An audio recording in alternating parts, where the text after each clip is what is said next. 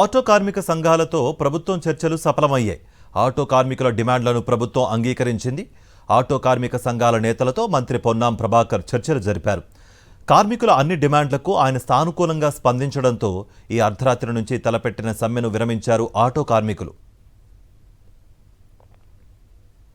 Auto కార్మికుల సంక్షేమ board ఏర్పాటుకు ప్రభుత్వం అంగీకరించింది. ఓలా, ఊబర్ మాదిరి ప్రభుత్వ యాప్ ఏర్పాటుకు నిర్ణయించింది. ఆటో ఛార్జీలు పెంచడానికి కూడా ఒప్పుకుంది రాష్ట్ర ప్రభుత్వం. దీనిపై త్వరలో జీవో ఇస్తామని మంత్రి పొన్నాం ప్రభాకర్ హామీ ఇచ్చారు. తెలంగాణ ఆటో కార్మికులకు సంబంధించి చాలా కాలంగా దీర్ఘకాలిక సమస్యలు ఉన్నమాట వాస్తవం. వాటిని గతంలో కూడా పరిష్కరిస్తామని చెప్పి దాని తదుపరి పని ఒత్తిళ్ల వల్ల మేము మళ్ళీ సమన్వయం కాకుండా పరిష్కారం కాలేదు.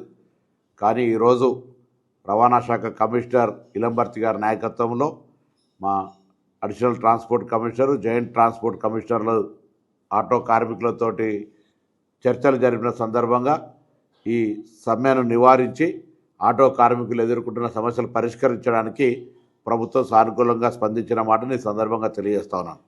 ముఖ్యంగా ఒక అపోహ తెలంగాణ ఆటో కార్మికులు యాజమాన్ల మధ్యలో ఇబ్బంది కలిగింది.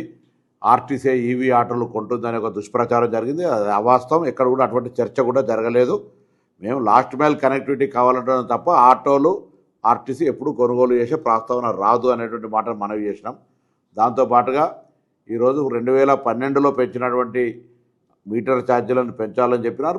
ప్రభుత్వం ఇన్ ప్రిన్సిపల్గా అగ్రి అయింది. అందుకు సంబంధించి వాళ్ళతోటి డిపార్ట్మెంట్ పరంగా చర్చలు చేసి త్వరలోనే అందుకు సంబంధించినటువంటి అధికారిక జీవోలు ఇవ్వడం జరుగుతుంది.